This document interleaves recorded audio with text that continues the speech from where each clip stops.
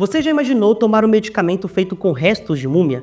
Ou então, utilizar urina como enxaguante bucal? Pois é, a medicina do passado era recheada de métodos que parecem completamente insanos, mas acredite, naquela época isso tudo fazia muito sentido. Então prepare-se, porque hoje você vai conhecer alguns dos tratamentos mais estranhos utilizados no passado. Começamos com um tratamento que parece coisa de pegadinha, o enema de fumo.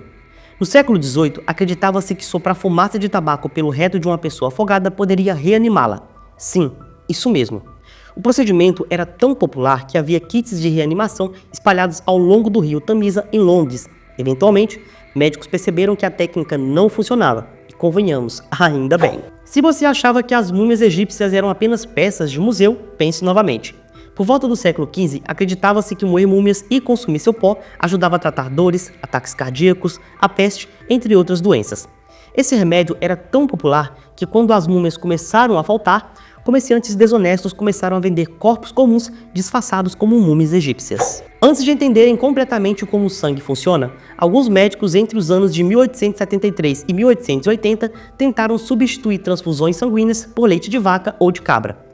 A ideia era que as partículas oleosas e gordurosas do leite acabariam se transformando em glóbulos brancos. O problema? O corpo humano não sabe o que fazer com o leite na corrente sanguínea, resultando em reações violentas e muitas vezes fatais. A sífilis foi um grande problema na história da humanidade e um dos tratamentos mais comuns por séculos era o uso de mercúrio. Pomadas, vapores e até pílulas de mercúrio eram administradas nos pacientes. Acreditava-se que sua ação diurética e indução de salivação poderia excretar o agente causador da sífilis.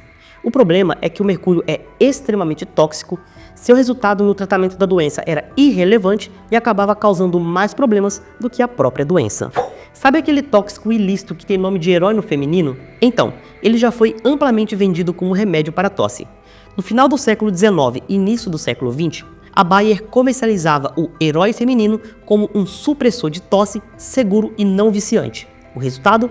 Não demorou muito para os médicos perceberem que, na verdade, a substância era extremamente viciante e perigosa, levando à sua proibição.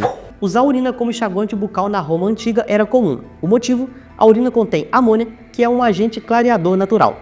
Os romanos acreditavam que isso ajudava a manter os dentes brancos e saudáveis. O costume era tão aceito que a urina se tornou um bem precioso, a ponto de ser instituído um imposto da urina.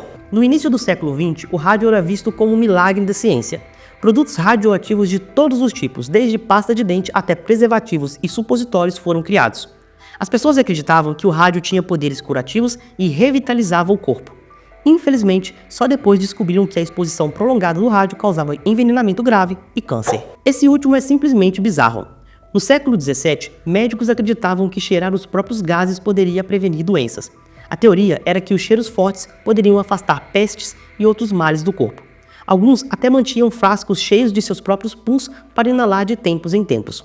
Pode parecer ridículo, mas considerando algumas das outras ideias da época, nem é tão surpreendente assim. E aí, qual desses tratamentos você achou mais estranho? Teria coragem de fazer algum?